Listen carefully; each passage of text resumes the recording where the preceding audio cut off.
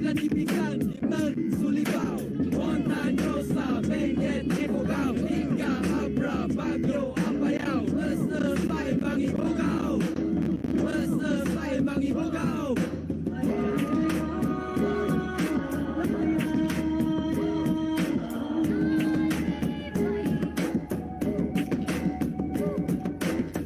Sa takuya mensala napapigsakan na na'y kultura datakot ipasas na tayong munga tawada tong ikas-kasing na kultura tako papigsakan tako tapno maunus nan ilit ako kahit din taguan ibingayo intet kabunyan datakot aywanan iminim na isbata kapuan silba kultura obo binalang tako kakasing magila isnat buong ay mangipabuya isang kultura.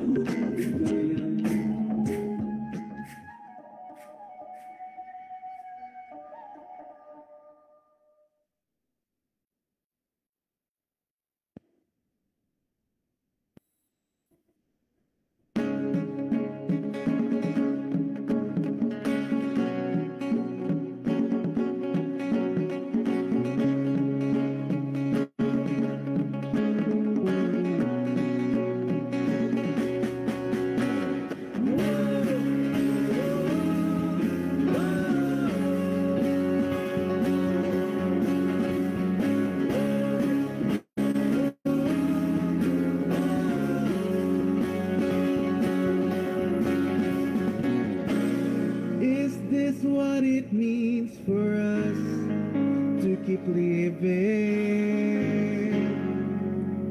to witness the world slowly dying. Why don't you open your eyes, open your eyes, open your eyes? Why don't you go heed the signs, go heed the signs, go heed the signs? Temperatures rising more than we can bear. Fossil fuels burn, shouldn't we care? Carbon emissions increase, it's harder to breathe. The government keeps breeds. Why don't you open your eyes, open your mind, and read all the signs? For our plants to die? Will we wait for our waters to dry before we make a stand and fight hand in hand? So let us rise up for climate justice now. Let us fight for a right, for a brighter today. So let us rise up, nothing can stop us now. Heads up, take a stand, let us lead the way to change climate change.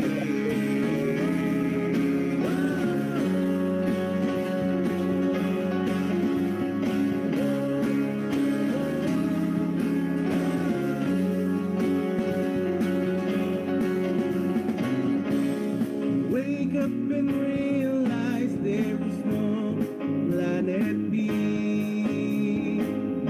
How about we stop, think about our society? Why don't we go start a change, make the world live is strange for our future's sake? Let us start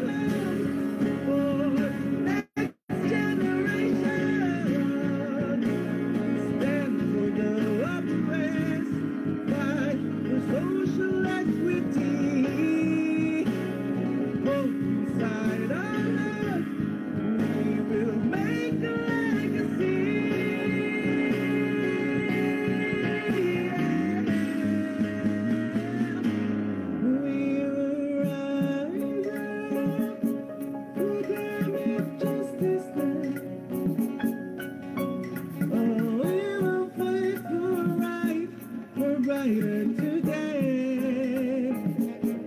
We will rise up, nothing can stop us now. Oh, hands up, take a stand, let us lead the way. And we will rise up for climate justice now. We will fight for a better tomorrow. So we will rise up, nothing can break us down. Onward up in arms, let us be the way to change climate way.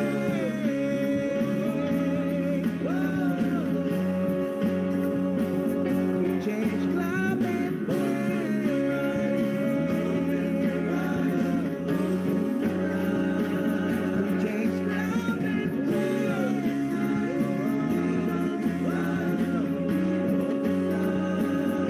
Change climate way.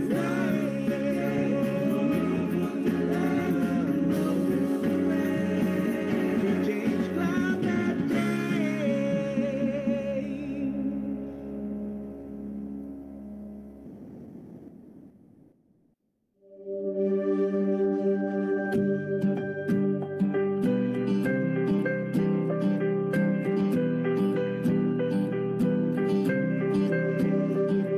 Ang hangin na humahaplo sa aking mga balat, ito ay nagmumula sa iyo.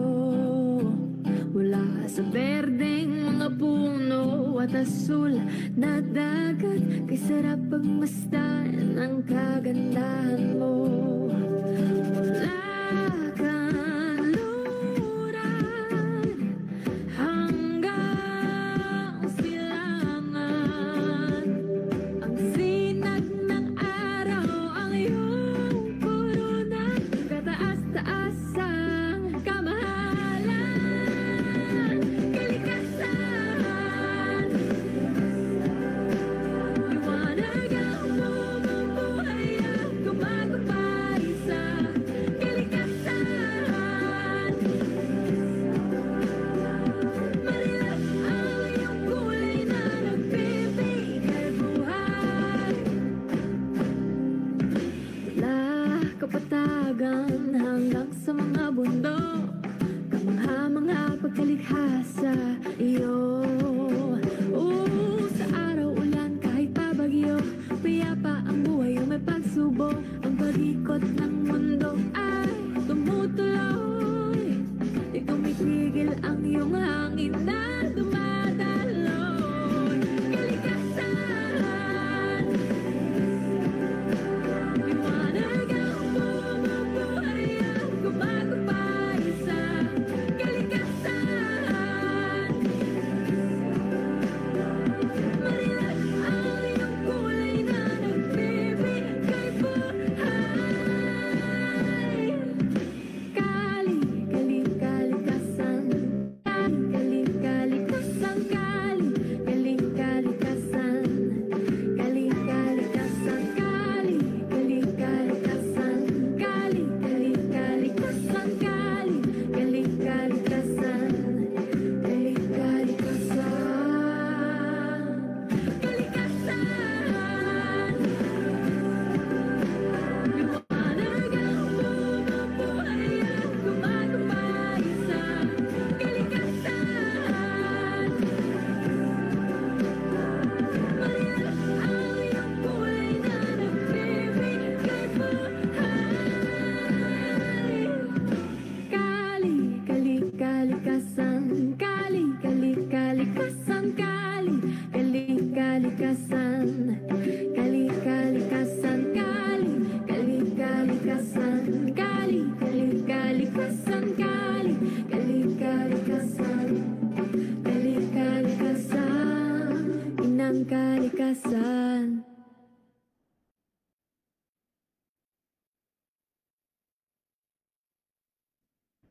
Ay, ay, ay, ay, udayang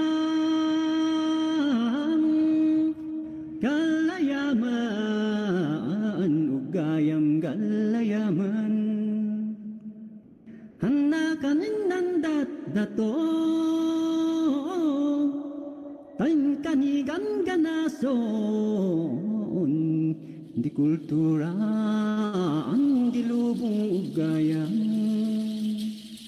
Kinatid ka kang respeto, dayaw kang kinapudno,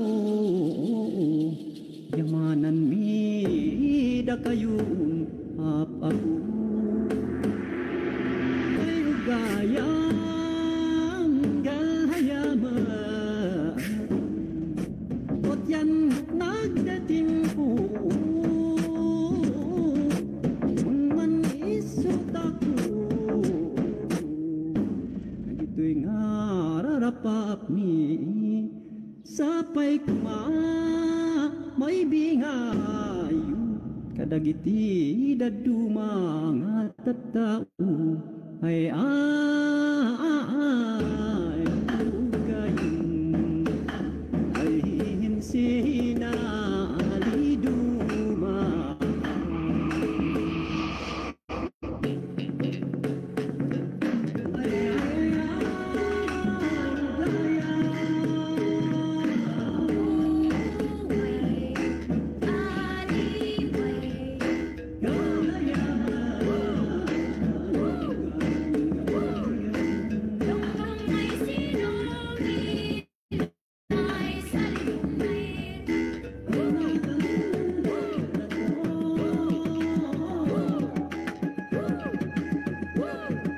Nagapo kami is nandang ato ay piling. Piling kami yan ay adon maapi. Tubig yakapay magpapig sa sipugaw. Tawanan ibigan di magsulibaw. Montanyo sa Benguet ipugaw. Lingga, Abra, Bagyo, Apayaw. Masnasay mangibugaw. Masnasay mangibugaw.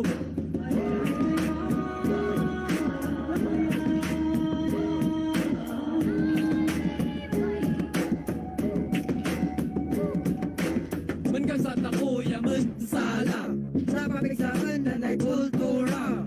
Datakot ipasas na na'y ungong tawa na tundi ikas kasing na kultura. Tako papigsaan tako tapno maunus nan ilit ako. Kahit din taguan ibingayo inted kabon yan datakot aywanan. Iminim na isbata sa buwan siba kultura hokobo binalang tago. Kakasing makila isnat muong ay mangipabuya isang kultura.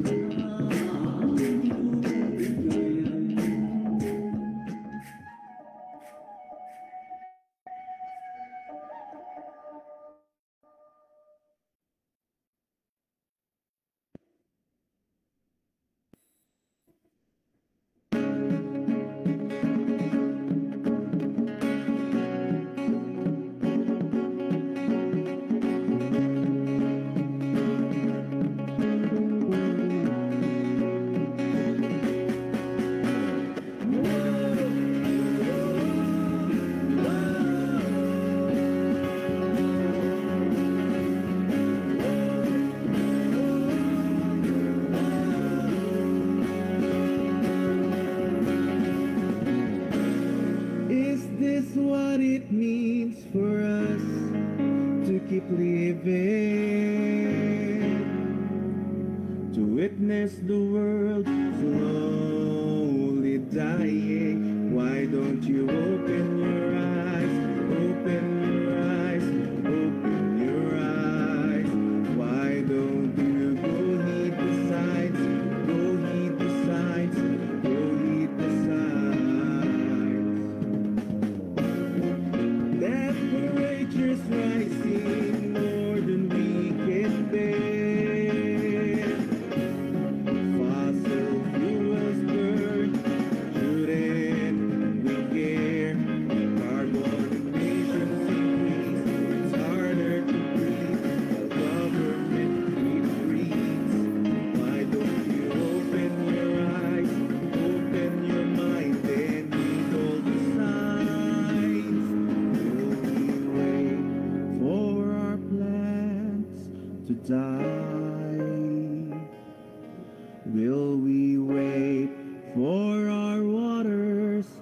dry before we make a stand and fight hand in hand. So let us rise up for climate justice now. Let us fight for a right, for a brighter today. So let us rise up, nothing can stop us now. Heads up, take a stand, let us lead the way to change climate change.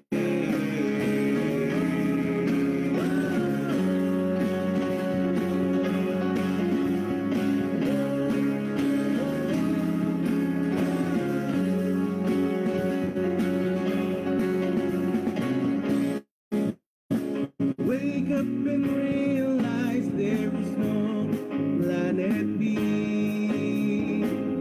How about we stop, think about our society? Why don't we go start a change, make the world live is strange for our future's sake? Let us start it today, no room for delay. You know there's a way.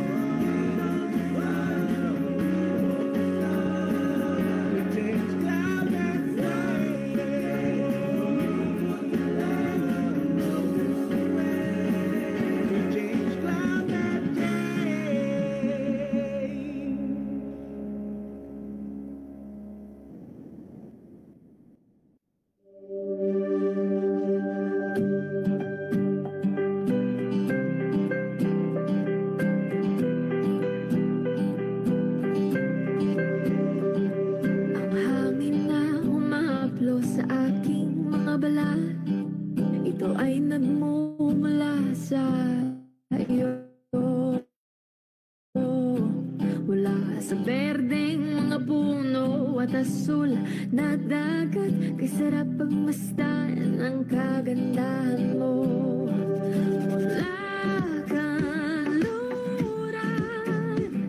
hanggang silangan, ang sinag ng araw ang iyong korona, kataas-taas ang kamahalan, kalikasan. Liwanag ang bumubuhay at gumagapay sa kalikasan. Marilas ang iyong kulay na nagbibigay buhay. Mula kapatagan hanggang sa mga bundok, kamangha-mangha pagkalikha sa iyo. Sa araw ulan kahit pa bagyo, payapa ang buhay o may pagsubok, ang pag-ikot ng mundo ay tumutuloy. Di tumitigil ang iyong hangin na dumadaloy. Kalikasan. Liwanag ang bumubuhay at gumagapay sa kalikasan. Marilas ang iyong kulay na nagbibigay buhay. Kali, kali, kalikasan. Kali, kali, kalikasan. Kali, kali, kalikasan. Kali, kalikasan. Kali, kali, kalikasan. Kali, kali, kalikasan. Kali, kali, kalikasan. Kali, kalikasan. Kalikasan. Liwanag ang bumubuhay at gumagapay sa kalikasan. Marilas ang iyong kulay na nagbibigay buhay. Kali, kali, kalikasan. Kali, kali, kalikasan. Kali, kali, kalikasan. Kali, kalikasan. Kali, kali, kalikasan. Kali, kali, kalikasan. Kali, kali, kalikasan. Kali, kalikasan. Inang kalikasan.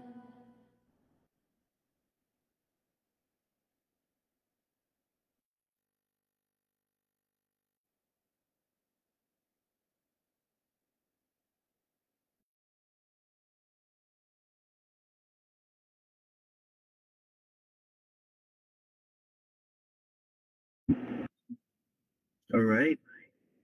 Good evening po sa ating lahat. Hello, am I audible? Welcome po sa aming event. May mga nagjo-join pa po tayo, participants as of 6:15. But, well, we will have to start our program. Good evening po. Ako po pala si Elec Hope Benaventura.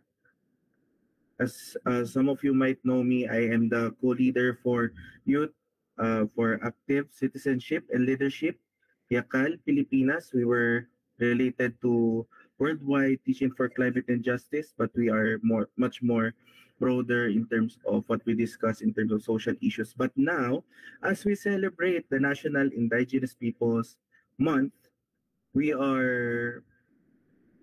have the responsibility to talk about the rights of the IPs, what the issues that they're going through.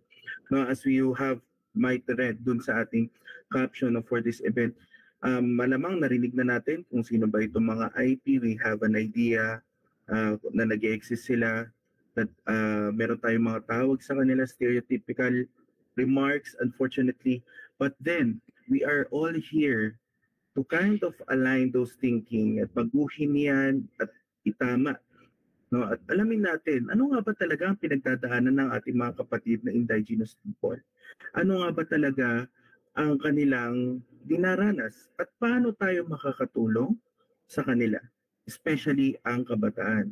Pansin ko sa kabataan, bilang parte rin ng movement ng youth, ay marami tayong gustong mangyari o mabago sa ating lipunan, kadalasan lamang hindi natin alam kung saan tayo magsisimula.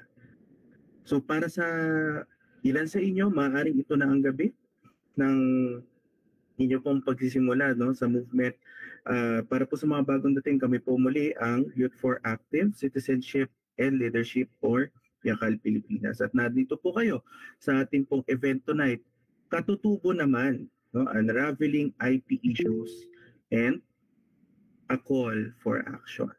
So huwag na natin patagalin pa. Yes po, meron po ba tayong manifestations early this point?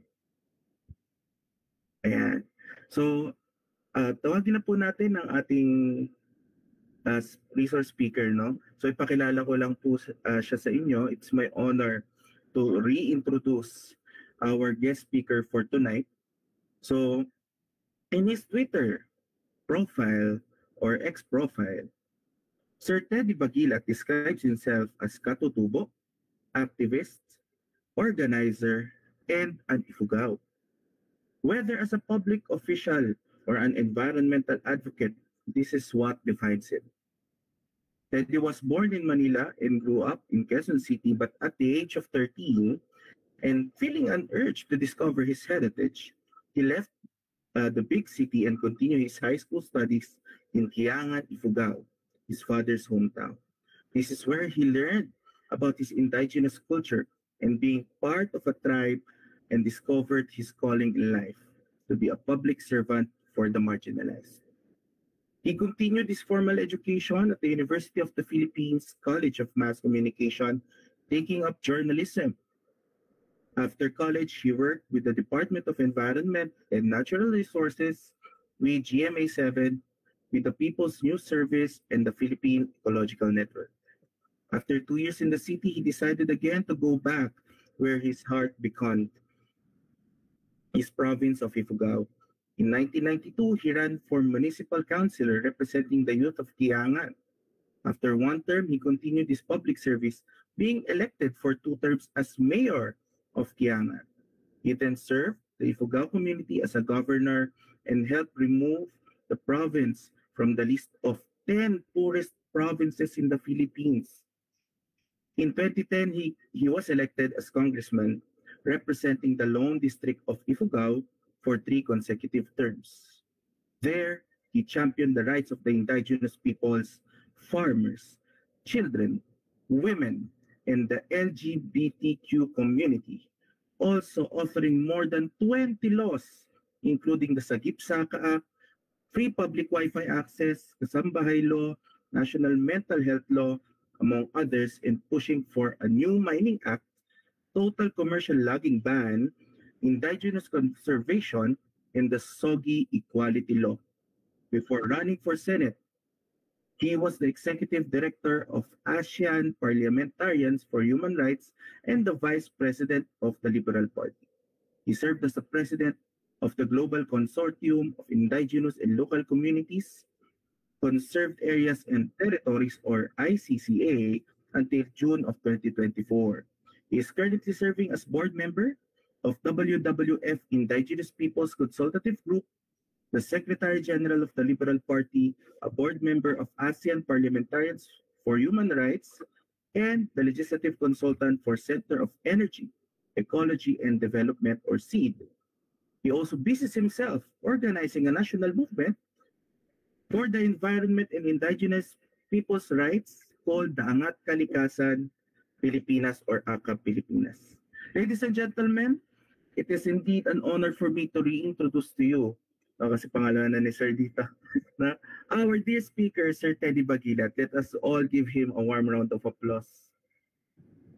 Hi guys, magandang gabi. Thank you very much, Sir Alec Hope. Wow, Benaventura. AH. Maraming salamat sa inyong invitation. To be honest, actually kahapon ko lang nakita yung invitation letter daw, pero tamang-tama because yung aking ipipresent ngayon is something I'm going to be talking about tomorrow sa Letran naman. So this is Indigenous Peoples Month, tulad nga ng sabi ni Alec, and everybody is focused on discussing about Indigenous Peoples issues, no? Yung aking ipabahagi sa inyo is what I normally use in topics such as this. No? So a little about indigenous peoples, who they are, a little about the characteristics and the values of indigenous peoples. And then I'll try to focus more on the issues kasi I think yun yung gusto nyong malaman, tutunan. Ano yung mga hinaharap ng mga katatubo sa panahon ngayon, both internally at saka yung nanggagaling sa labas ng kanilang mga ninunong lupa. Okay? So let's start. Merong PowerPoint presentation I think na pinadala sa inyo. But before anything else pala, hello and congratulations sa Yakal. I do hope that I get to see you more in the future. No? Maraming salamat sa inyong pagiging aktivista, pagiging advocates, no, for indigenous people's rights, among other things. No? Sige, meron na ba yung PowerPoint? Hello po, sir. Yeah. Currently, hindi po yata na-send yung PowerPoint, sir. Ay, hindi ba? Oh my God. Check ko lang po. Yeah, alam ko pinadala eh. Teka lang. Hindi ko rin po na-follow up. Sinasabi ko dun sa aking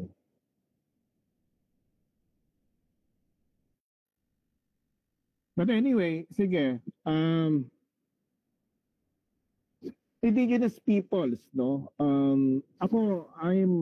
I identify myself as an IP. So ako ay isang taga-Cordillera. I say I identify myself kasi sa totoo lang, marami na sa mga katatubo, halo-halo yung kanilang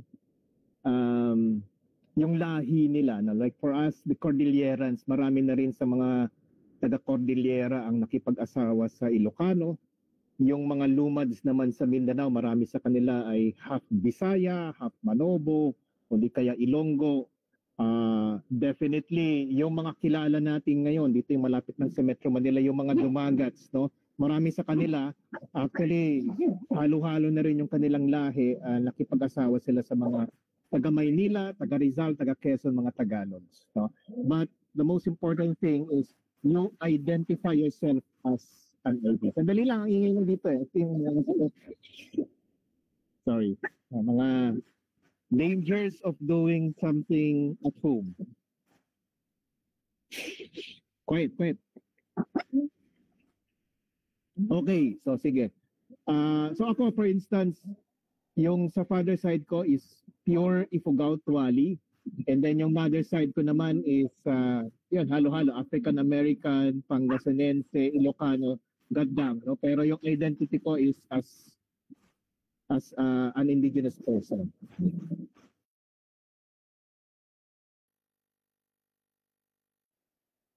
Okay, sorry. So sige. So who are the indigenous peoples, no? Sila yung mga naunang Pilipino. There are about 114 ethno-linguistic tribes in the Philippines, maybe even more, no? About siguro one-fourth or one-fifth of them are original or ang tinatawag ko sa kanila mga naunang Pilipino. Sometimes they are classified as negritos, no, sa mga history books natin. Ewan ko sa amin ganun noon, pero ngayon hindi ko alam kung how they're called, no. Pero para sa akin kasi negritos hindi siya politically correct term kasi it means it's a derogatory term actually, no, coined by the Spanish, no, which means little black Asian, ganyan, no. So ito yung mga Aitas, Dumagats, the Atis, the Mamanwas, the Tabak, the Ilonggots, and the Bugkal. Marami yan, no? 23 actually, sabi sa akin ng isang anthropologist, but only 17 right now survives. Ibig sabihin, hindi ko naman sinabi na nawala sila lahat, no, namatay, no? Pero siguro marami na dun sa mga original Filipinos dahil na-assimilate na sila sa lipunan, nakalimutan na nila yung kanilang salita, yung kanilang kultura, no? Hindi na nila nakikita yung kanilang sarili bilang bahagi ng isang tribo, no? So aside from the first Filipinos, we should acknowledge them, ng Pilipino. Ang pinakamalapit dito sa Metro Manila ay Dumagats, and then of course the Aitas of Central Luzon, the Atis in the Visayas, no? Boracay actually is the homeland of the Atis. Kaya nga ati-atihan yung kanilang festival eh. And then andyan kami, mga Cordillerans, no, mga people from Mindanao. The non-Islamized IPs are called Lumads, no. So ito yung mga people who have lived in a certain area for a very, very long time. So pag pumunta ka talaga sa Cordillera, sa Ifugao, no, even Baguio, Sagada, no, these are very, very popular spots. Doon sa lugar nila Wangud na kayo nagpapatato, no, ang mga nakatira doon ay mga katutubo, no, the Cordillerans, no, for instance, kasi they've been there since time immemorial. Yun na yung aming kinagisnan, no. And another characteristic of indigenous peoples is they have managed to preserve and maintain their indigenous cultures despite the challenges of times. Kasi pwede namang sabihin ng mga Bicolano, no? Sino bang mga Bicolano dito? Yung tubong Bicol, no? Kami rin naman, meron kaming sariling salita, no? Bicolano, meron rin kaming sariling identity. Pero siguro yung kultura ng Bicol ay halo-halo na, no? Hindi na siya yung original indigenous cultures nila, no? Halo-halo ng Spanish heritage natin, specifically our Catholic heritage, no? Whereas pag indigenous peoples, no? At hindi ko naman sinasabi na kung ano yung pamumuhay ng mga ninuno namin noon ay still the same until now, no? But largely we've been able to preserve our rituals, no, our spirituality. Meron kami actually sariling pananampalataya, no, although most of us now can be identified as Christians and Muslims, but we actually have our own spirituality, no? Ano yung mga characteristics or importance of indigenous people, no? One is yung kanilang kinship with culture, kinship with biodiversity and the environment, no? Talagang ang pamumuhay ng mga katutubo ay malapit sa kalikasan. And that's why many of the issues that indigenous peoples face right now are actually connected to the environment.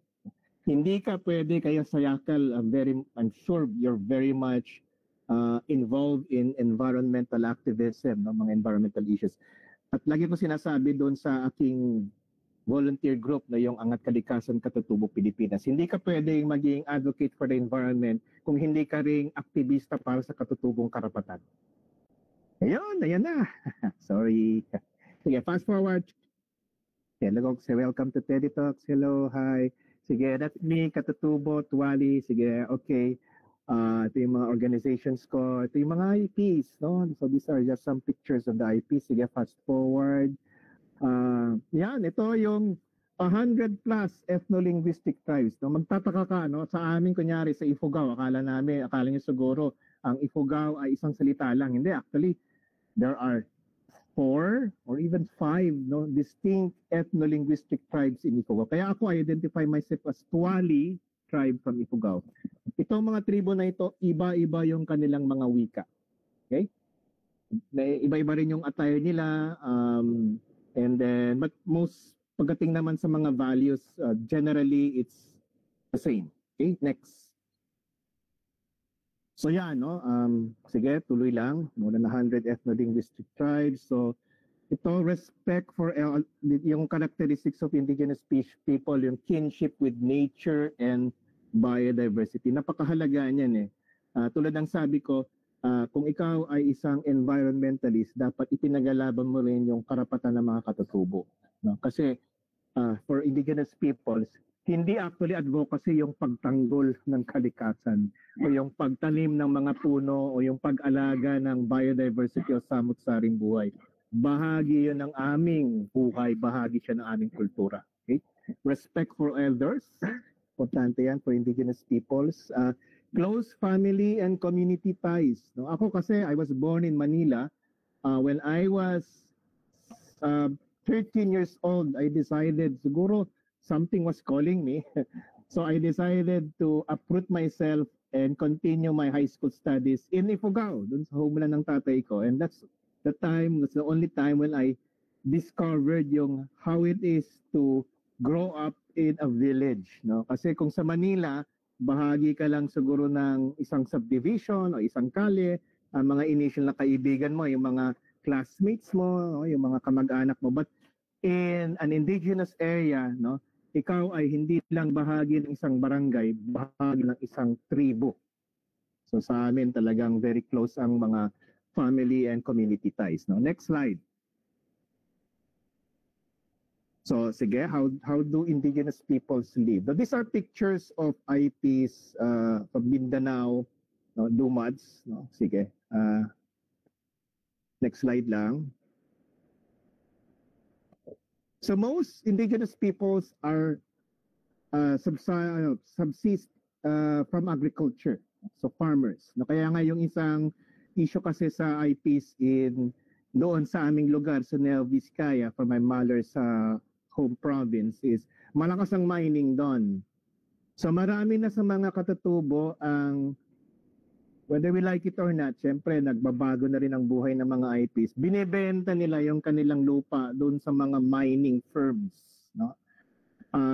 So yun yung internal strife, kasi yung mga ibang IPs sinasabi, kung hayaan natin ang mining pumasok sa ating community, sisirain nila yung ating agrikultura, which is our traditional source of livelihood, no? Pero pag yung mga iba naman sinasabi nila, pag payagan naman natin ng mining, hindi natin problemahin ang pera, no? Pero sabi ng mga elders, may pera ka ngayon, paano naman yung kinabukasan?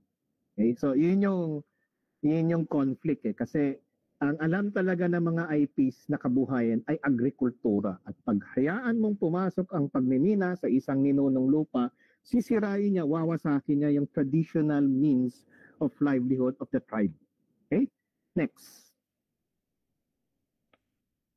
So, this is one value that's important sa tribe, no? Yung the tribe takes care of one another. Kaya during the pandemic, although marami sa mga IPs hindi nabigyan ng ayuda kasi malalayo, pero maraming kwento naman that they were able to survive, hindi sila nagutom, because the tribe has to take care and make sure that nobody gets hungry doon sa kanilang ninunong lupa.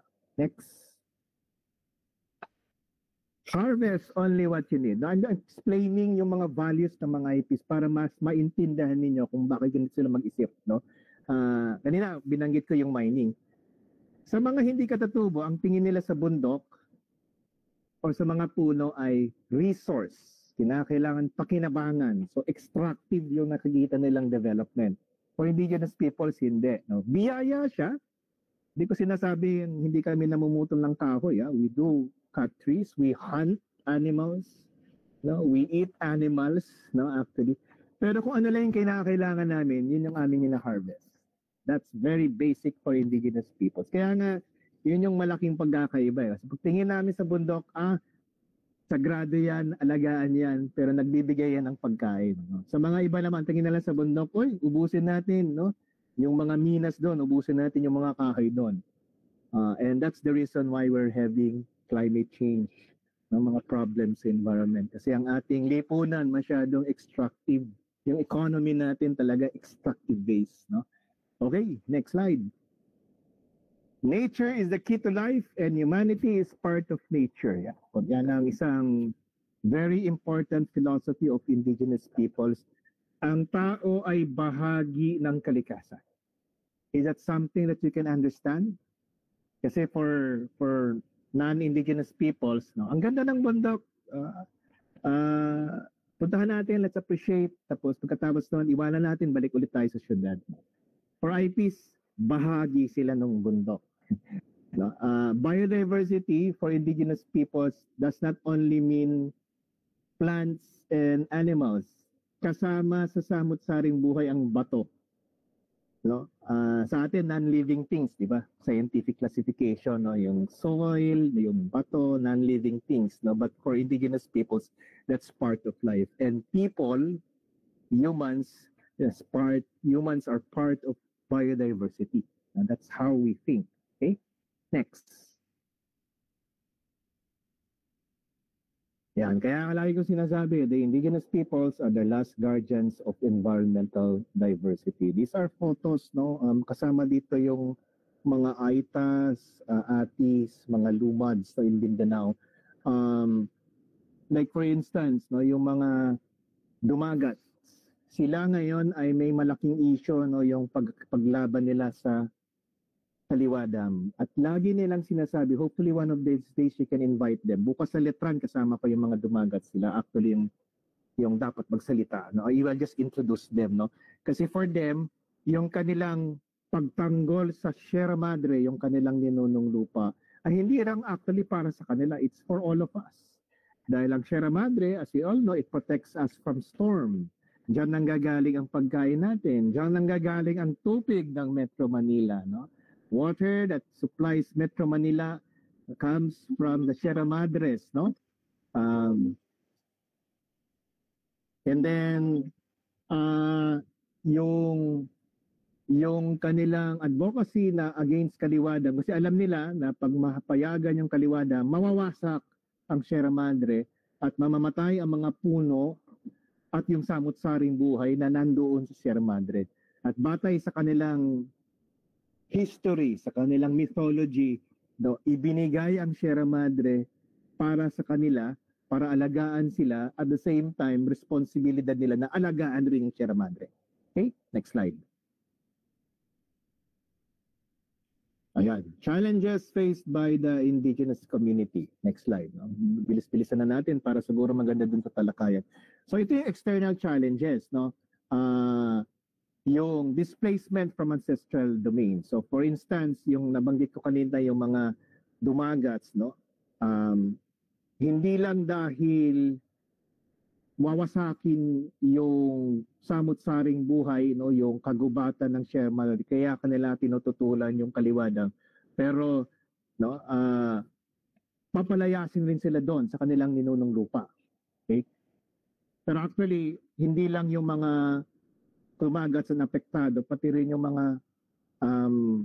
mga tao sa Quezon ay mapapalayas, no, madi-displace nitong big dams, no, sa Sierra Madre kung matuloy itong project na ito. No? Nabanggit ko kanina, yung mga atis, no? Biro mo, homeland nila ang Boracay, pero ngayon wala na sila matirhan doon. No? Pinapalaya sila sa Boracay. Ang tingin ng mga tao sa kanila doon, no? Yung mga officials ay yung mga pulube, hindi maganda sa tourism. No? So marami sa mga katutubo, they have faced displacement from their ancestral domain. No? Kasama rin dyan ang conflict. So marami, like, sa amin sa Cordillera, no, ang daming mga laban ng mga military at saka ng mga communist rebels. No? Ang nasa gitna ay ang mga katutubo. No?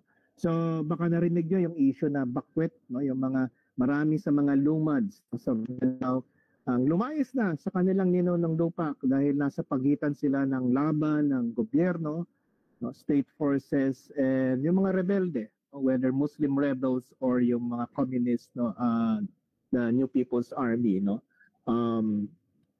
Kasama rin dito yung discrimination.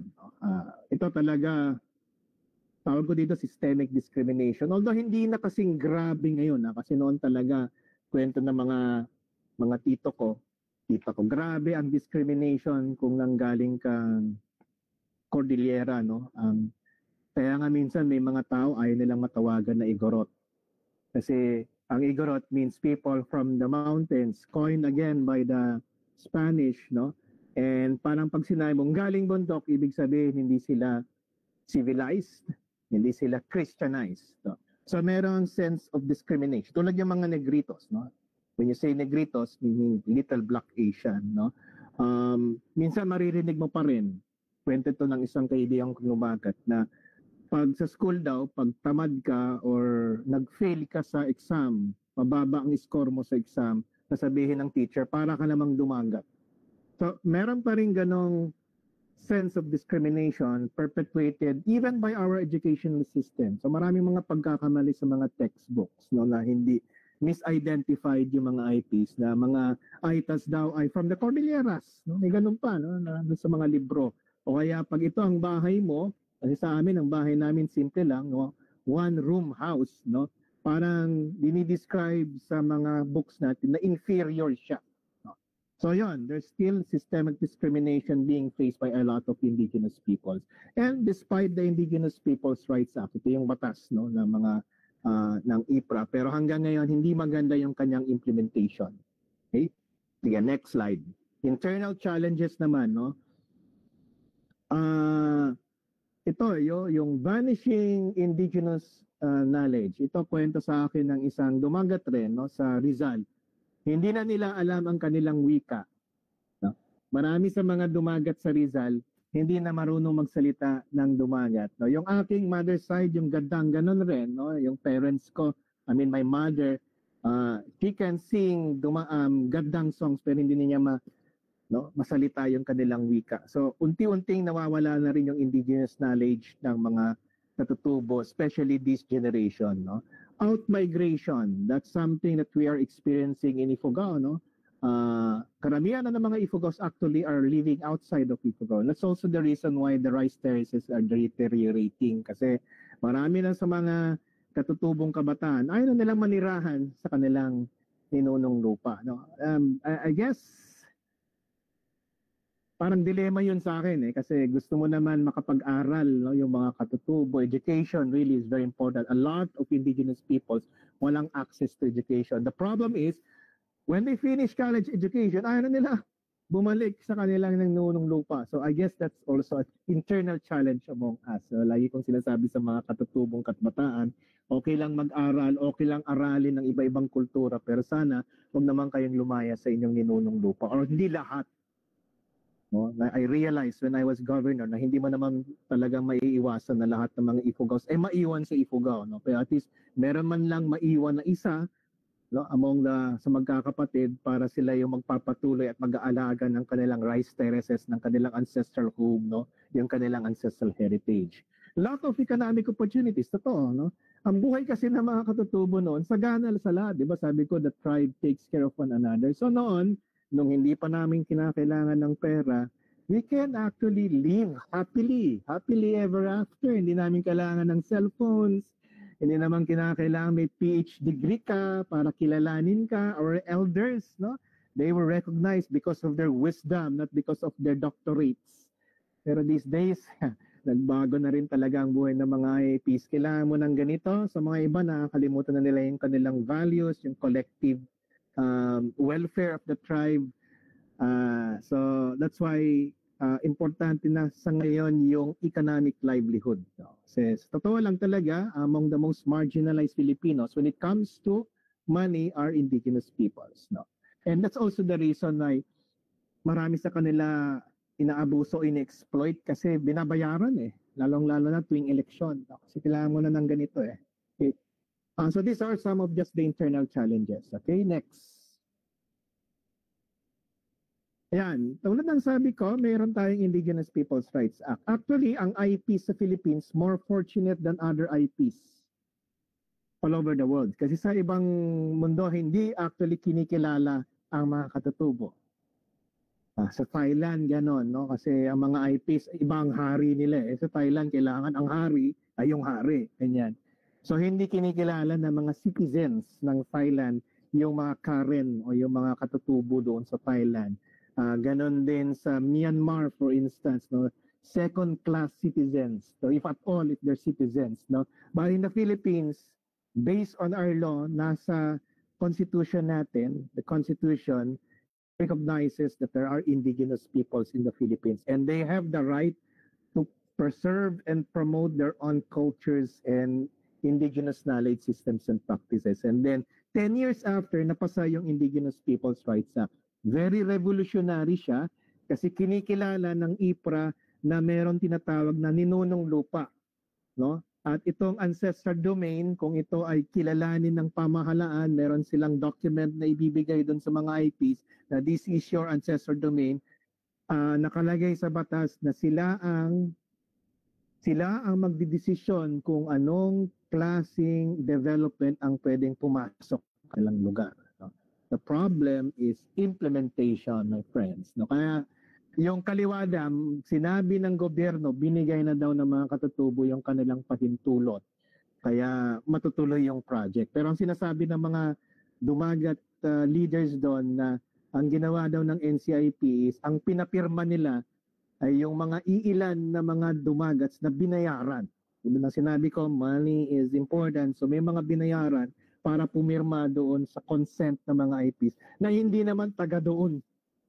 No, I mean, pag sinabi mo ancestral domain, hindi naman yung buong Sierra Madre ancestral domain yan.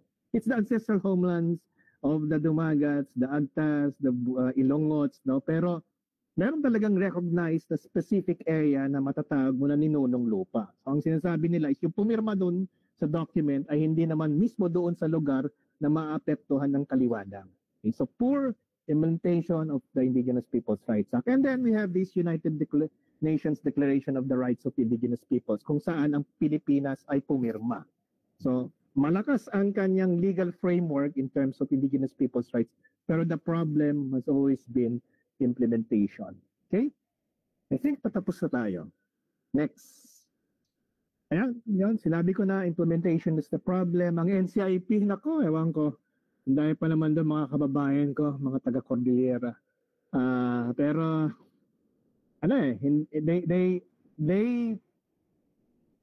they represent not indigenous peoples but yung interest ng government at saka ng private corporations. Yun ang napapansin ko. And lagi kong sinasabi sa mga NCIP, even if you are employees of the government, ang mandato ng inyong ahensya is ipaglaban yung karapatan ng mga katatubo. Hindi yung madaliin yung kanilang pagtanggap doon sa project na pumasok sa kanilang lugar. Kaya, gera yan minsan pagdating sa mga indigenous peoples areas, maraming pinapatay ng mga tribo, and sadly, minsan ang pumapatay rin doon sa mga tribal leaders ay mga kapwa katutubo. No, yung mga kasi may mga IPs ayaw nila ng mining. So dahil sa IPRA kinakailangan magbigay ng consent no yung mga katutubo. So ang nangyayari is binabayaran nila yung mga ibang tribal leaders para sumang-ayon.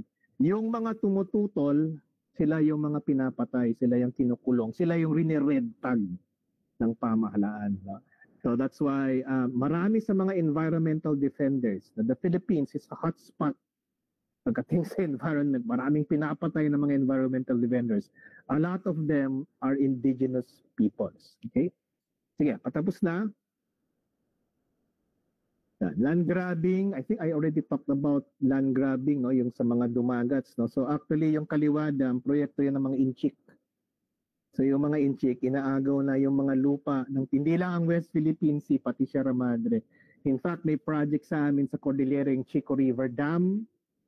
No, ang aming ang balita ay ito also being funded by Chinese corporation. No? So talagang marami sa mga lupa ng mga katutubo, not just the Aitas, not just the Dumagats, just Cordilleras, lalong-lalo na rin sa Mindanao, no, yung mga Lumads, no, inagaw na ng mga kapwa Pilipino.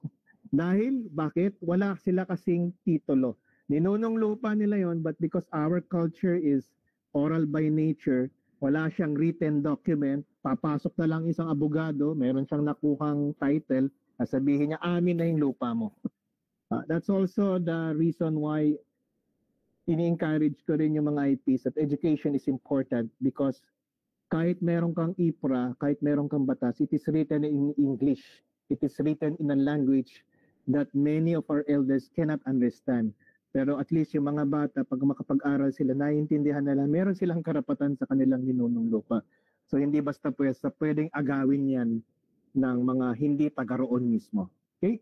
Sige. Next slide. Last na. Sige. Go. Ito yung pictures ko sa yung marcha para sa Sierra Madre. So I joined their 9-day march. Mga dumagats laban sa Kaliwadang. Sana mag-join din kayo. Ongoing yung kanilang campaign. No? Next slide.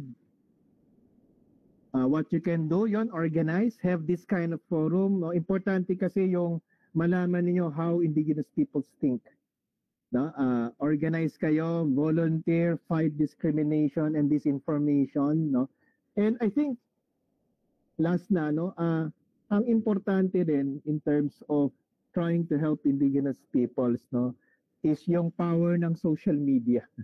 Kasi sabi ko sa mga dumagats, marami pa rin sa mga taga Metro Manila, ang tingin nila yung mga dumagats maswapang kasi ayaw nilang payagan na yung Kaliwada na magbibigay ng tubig sa Metro Manila, no? So importante na hindi lang na magsalita yung mga dumagats, no, laban sa Kaliwada dito sa Metro Manila sa schools, pero importante rin sana na ikwento natin yung kanilang ipinagalaban through social media. So I think yun yung pinaka-importante na takeaway natin ngayon, no? Ito yung aming organization, ang Kalikasan Katutubo Pilipinas. You can join us, no? Be our digital warriors, no? For indigenous people's rights. No? The power of social media is important. So siguro I'll end there para meron pa tayong konting panahon for Q&A kasi marami akong gusto yung kwento pero kulang yung time. So maybe during the talakayan, mas maiintindihan nyo pa yung point ko about indigenous people's rights. So, maraming salamat.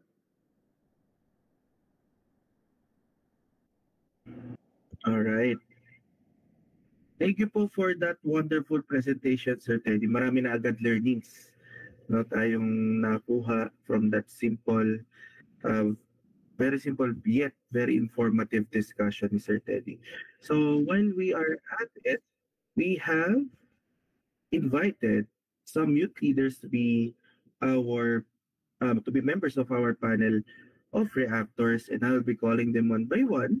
So if you have any more questions, yung ating po participants, you can ask naman po, no? After ang ating po panel of reactors would manifest and ask their question. Let us start with the representative for Angat Kabataan Valenzuela, si Maltea Raizel Jean, or Jean. Good evening. Am I audible? Hi, good evening.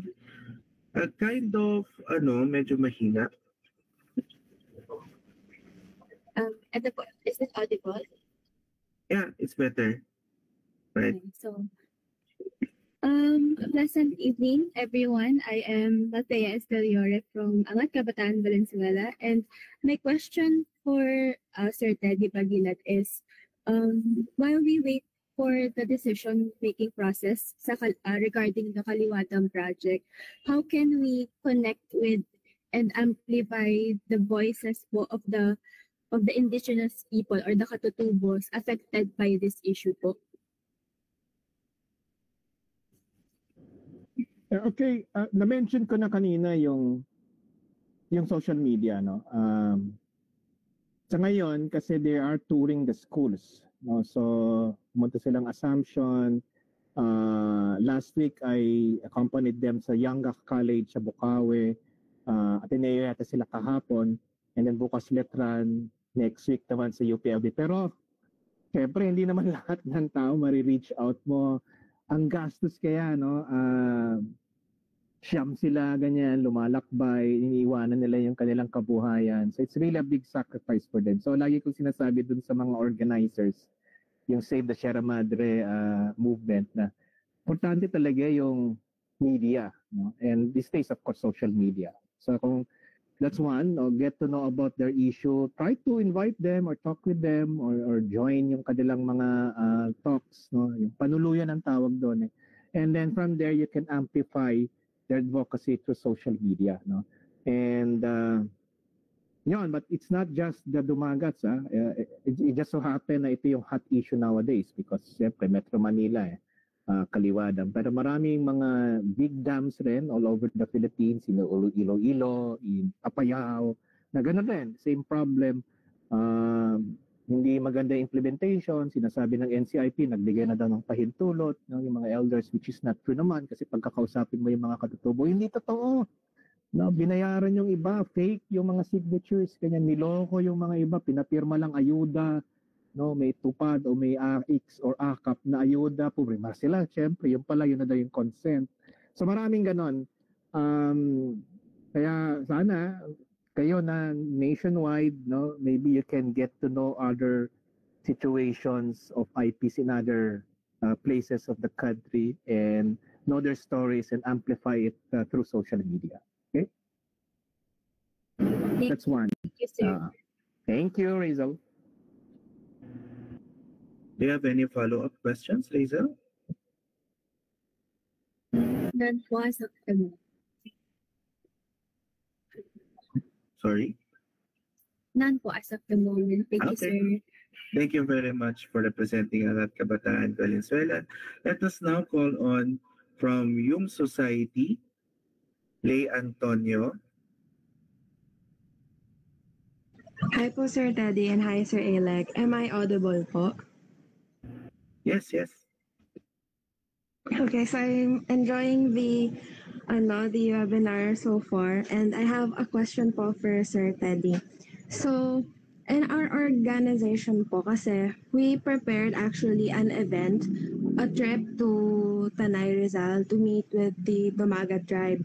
But that was postponed po because our permit was rendered void. But disregarding that, in preparation for this event po, how will we be able to like connect with indigenous tribes since comparison in relation po kapag we see it from like a bird's eye perspective, indigenous people are, let's say, secluded from very urbanized communities.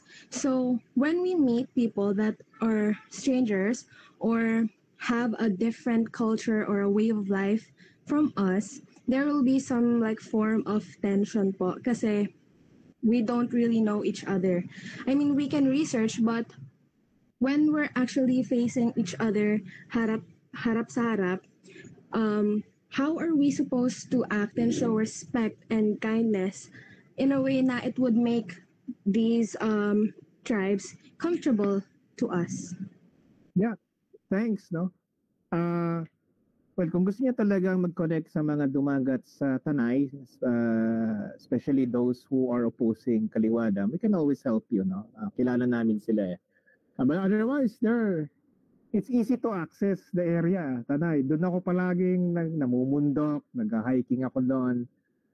If you guys want outdoors, no, may mga hikes akong ino-organize in the Tanay, Rizal area. Ang daming bundok doon. So beautiful place.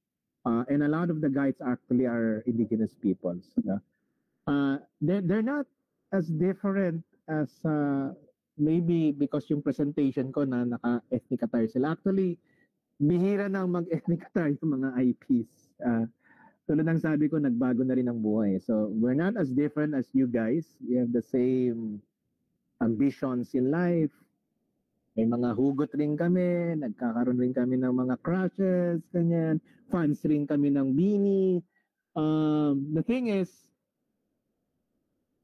if you want to get to know more about them and research about their culture or even organize an event, what's very important for IPs is yung consent nila. Kasi may mga iba nag-research, hindi man lang pinaalam, and then after that, nagka-publish na sila ng mga kanilang research papers. So kami, we have an internship program sa Angat Kalikasan, Katutubo, Pilipinas. So we were able to accommodate students from University of Manila, UPLB, Ateneo. Nag-internship sila doon, gumawa sila ng biodiversity study in that area. But they had to get the consent of the elders in order to study yung biodiversity ng Tanay, Daraitan.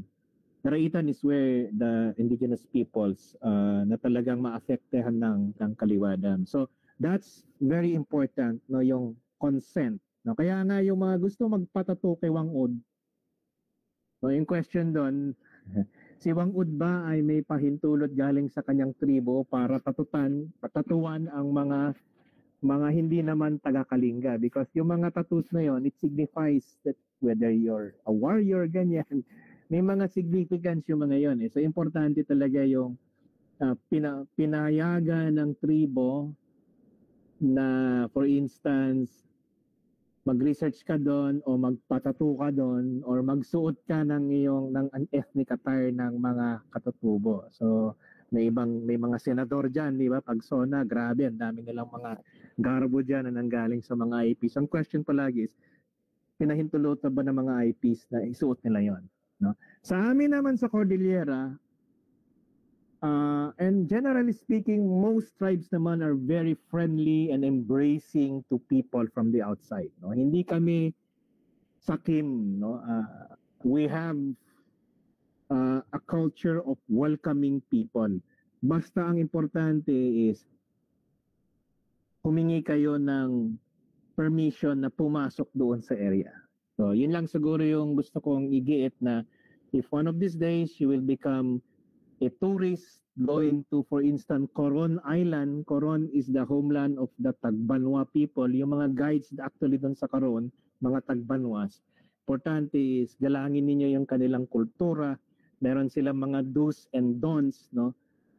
Just make sure na you know about this and that you acknowledge na meron talagang indigenous culture na minamanage, pinopromote, no, yung mga IPs doon sa kanilang mga lugar. No? So, yun, you're welcome to go to Tanay. We can connect you doon sa mga leaders sa area. Thank you. Thank you very much, Lay and Sir Teddy, for that answer. Mabanggit ko lang din po, parang mas makipag-usap, kumbaga, if you wanted really to connect sa mga indigenous people rather than sa local government. Ayun po. Ayun. Kasi mas maganda rin po yung intention ninyo ay nasusuri ng ating mga indigenous people. Ayun, at makuha yung kanilang consent. Heading on to our next reactor po, let me call on Ram Josh from Social Science Organization or socsci.org.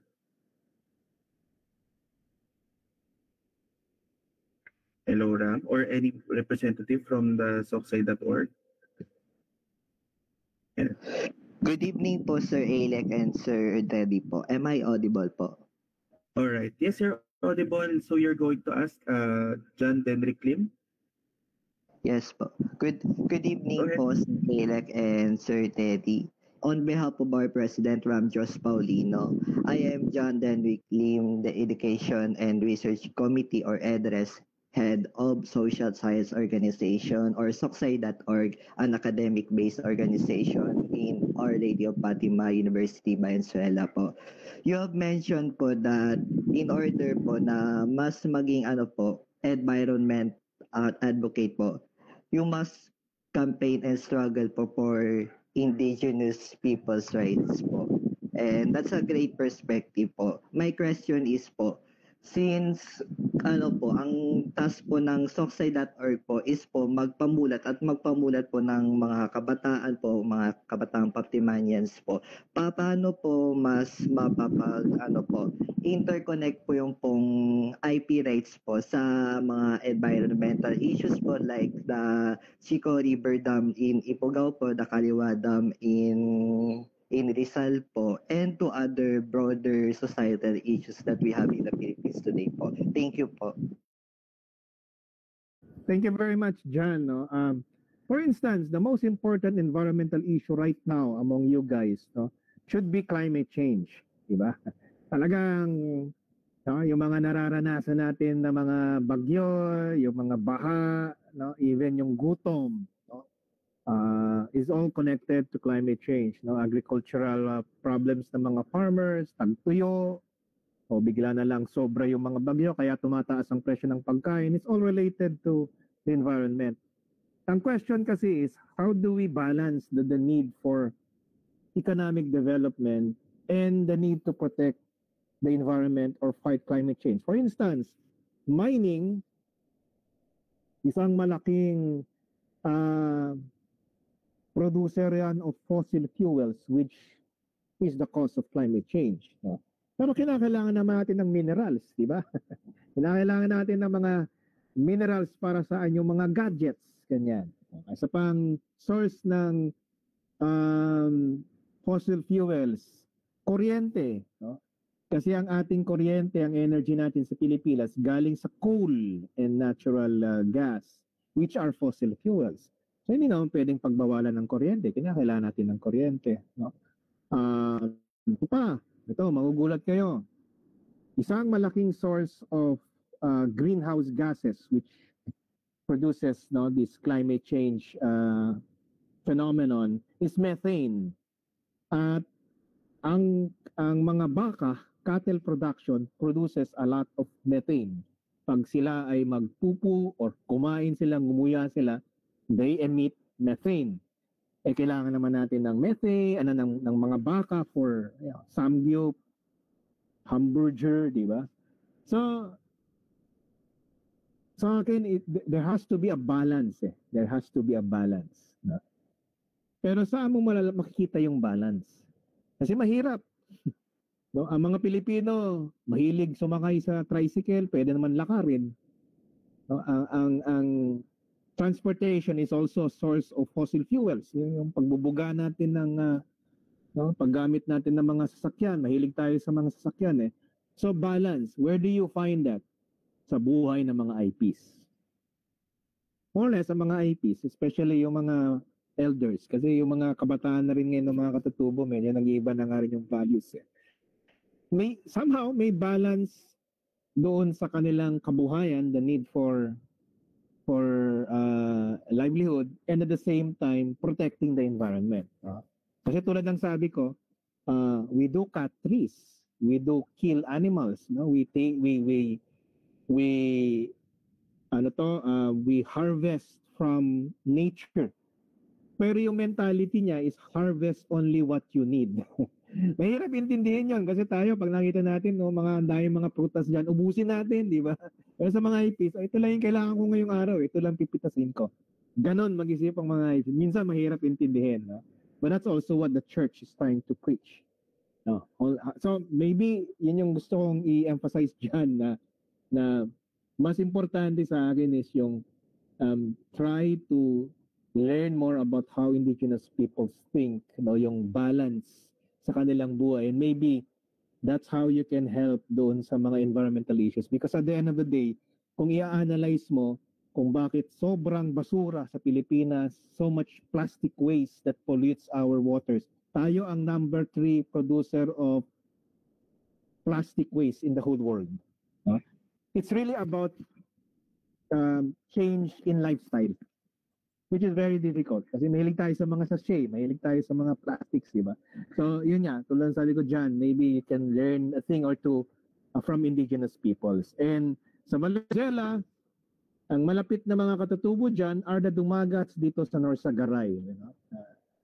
Sila yung mga na-displace nung tinayo yung Angat Dam, which provides water to Valenzuela and Metro Manila. So maybe you can organize mga interactions. Kasi doon pa rin sila eh. So, doon sila, naninirahan pa rin sila sa Norsagaray, Angat. Ang tinuturing silang squatters doon, samantalang yun yung kanilang ninunong lupa.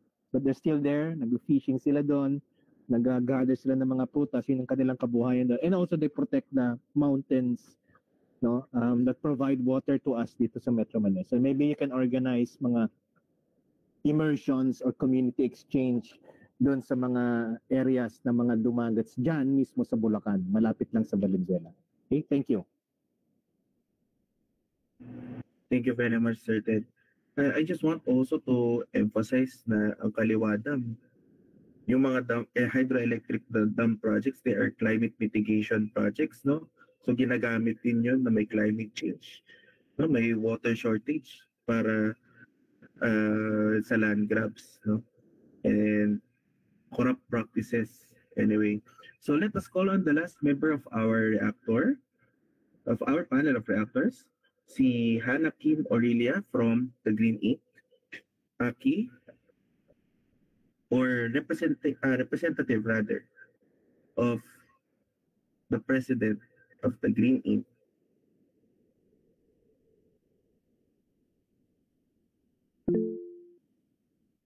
Yes, please speak. Anthony Santos. A question. Since discrimination can be a pivotal factor for other challenges for our IPs, and since it is mentioned that media can help a lot for them, is there any way to overcome the discrimination with awareness? Will the difference be noticeable? Oh yeah, definitely. No? For instance, in a way, sa akin, yung pagiging popular ni Wang Ud, Vogue magazine, di ba? Is a means of trying to fight that discrimination. Kasi ako minsan, meron pa rin akong nararanasan na gano'n, no? Naging congressman na ako, naging governor na ako, pero may mga parang ang tingin ng mga iba na pag ikaw ay nakabahag. Kasi nung last, yun naman, tumakbo ako, senador nung last election. So, palagi ako nabahag. Minsan may tumatawa, pinagtatawanan ako eh, ganyan. And that's when I realized, kasi yung unang motorcade namin, doon sa Bicol, no, sa Naga, sa hometown ni Ma'am Lenny Robredo. And then habang kami ay nagmo-motorcade, ako nakabahag. Yung mga tao, pag parating ako, yay, ha, ganyan, sila, no, Lenny, ganyan. Pag dumaan na ako, nakita nila yung puwet ko kasi nakabahag ako, yan ang nagkatawanan sila. And that's when I realized why yung mga antas sa Camarines Sur, sa Bicol, hindi na sila nagbabahag. Because they feel discriminated na pagtatawanan. Discrimination naman kasi comes from the feeling na iba siya eh. No, kaya nga pag LGBTQ minsan, 'di ba, may binubuya kasi iba 'yan eh. Or let's say mga persons with disabilities, may konting discrimination para hindi niya kayang gawin 'yan kasi pilay siya o bingi siya ganyan. Ganun na yung mga IPs. Iba itsura niya, maitim, kulot, 'di ba, yung mga ITAS ganyan. So kahit na woke tayo, pero merong ganung pa rin minsan nangyayari, unintentionally man or intentional, na iba ang tingin mo, iba siya sa atin, so therefore may discrimination. So I think it's important that we highlight rin yung success ng mga IPs yan. Tulad sabi ko, bangod. That's also the reason why I wanted to run for the Senate. Pwede naman ako tumakbo sa House, mananalo pa rin ako doon, pero sa Senate because at least gusto ko ipakita na kaya ng mga katutubo na maging senador, di ba? But right now, what I'm emphasizing is when it comes to taking care of our remaining forests. Dati 70% ang kagubatan ng Pilipinas, now it's less than 20%. And many of these critical watersheds and remaining biodiversity kung saan doon na lang naninirahan ng Philippine Eagle ay nasa loob ng ninunong lupa ng mga katutubo. So yun yung pride namin kahit paano. Even if we're discriminated upon, but at least when it comes to protecting the environment, we can say we've done that and we will continue to do it. So sana yun ang i-highlight natin para mawala yung discrimination. So if you see the dumagats in their bahag, no, baka minsan ang tingin ng iba, sino yung mga yun? Diba? Pero sana makita nyo that they're doing something very noble and courageous because they're not just fighting for their ancestral land, they're fighting for the protection of biodiversity and the watersheds of the Philippines, which will lessen the flooding in Valenzuela and in Metro Manila dahil sa kanilang pakikibaka. Thank you. Thank you so much, Sir Ted, and for that question from TGI. At this point, siguro kuha tayo ng ilang katanungan mula sa ating audience. Yes, follow-up question from Cab. Let me go ahead. Thank you, sir. Good evening, Sir Teddy and Sir Alec. I am also from the Green Ink publication under Our Lady of Fatima University Senior Department. That's cute, sir. I have a question, sir. Why has it been so difficult in the past and the consequences of the effect that leads to the present of maintaining or preserve the indigenous people's rights and the local government cooperation against commercial interests? Because sir, I think it's been a bloody history kasi sir. For example, we have the previous issue on against the 1970s regime, the Chico River Dam controversy. It serves as one example of this. Although it was successfully stopped, sir, there were still consequences. Right now, we have the Kaliwa Dam and other types of things we're facing against the indigenous people's rights. Yeah. Actually, ang isang malaking consequence, pinatay si Yes, sir. Di ba? But that also led to the creation of the Cordillera Autonomous Region. O, hindi pa siya naging naka-create, no, pero because it needs for us to agree na maging autonomous region kami. Pero that led to the Cordillera Unity because yung pinatay si Macling, ang daming tribo doon eh. But suddenly, all the different tribes of the Cordilleras identified doon sa pinaglaban ni Macling Dulag, which is ancestral domain. So actually, Gab, it's about ancestral domain. Yun rin ang question ng mga ITAS dito sa Clark. So yung New Clark City, if you're going to Clark sa Tarlac, Pampanga, ang ganda ng area na yon, no? Pero that's also the homeland of the ITAS. And according to them, hindi daw nila binigay yung pahintulot. Hindi sila kinonsulta. So it's really about, because even with the law, may law na eh, may ancestral domain. It's about, yung sinabi ko kanina, land grabbing of the ancestral domains of indigenous peoples. It's very difficult because Marami sa mga mining applications actually are in ancestral domains of indigenous peoples. Marami sa mga expansion ng mga real estates and subdivisions doon rin sa mga ancestral domains of indigenous peoples, no? Yung mga resorts na ginagawa dito sa Tanay ngayon, if you go there, so many resorts being put up are actually also in the ancestral domains of indigenous peoples. So ang sinasabi naman ng mga IPs, hindi kami maramot. Sabi nga sa akin ng isang dumagat ang sa sobrang bait daw ng mga dumagat. Inaabuso sila, no? To the point na kasi ang mga first Filipinos, the Aitas, the Dumagas, mababait yan Ayaw nila ng gulo. So every time may pumasok doon sa kanilang ancestral domain, sa lugar nila, magre-retreat na lang sila, no? Hindi naman sila sumusuko, pero ayaw lang nila ng gulo. Kaming mga Cordilleranans, baliktad, warrior tribes kami. Kaya si Maclean Dulag, laban, di ba? Ganyan, no? Pugot ulo, pasok ka dito, lagot ka. Ganon na yung mga Tausugs, no? Yung mga Muslims in Mindanao. Because the Muslims are actually indigenous peoples. Nagkataon lang na niyakap nila ang Islam, but actually, the Tausugs, the Maranaos, they have their own indigenous culture, no? But generally speaking, many indigenous peoples ayaw nila ng gulo. Kaya yon, inaabuso sila, ine-exploit sila. So to me, part of my advocacy is to try to convince the local government units, our government, to accept na there's a need to talk more with indigenous peoples and dialogue with them. Kasi sinasabi naman ng mga IPs, hindi namin ipagbabawal naman ang development ng ating bansa. No? Ang importante lang sa kanila is galangin nyo na una, meron kaming karapatan na magpasya kung anong klaseng development ang gusto namin sa ninunong lupa. So respect, no? That right.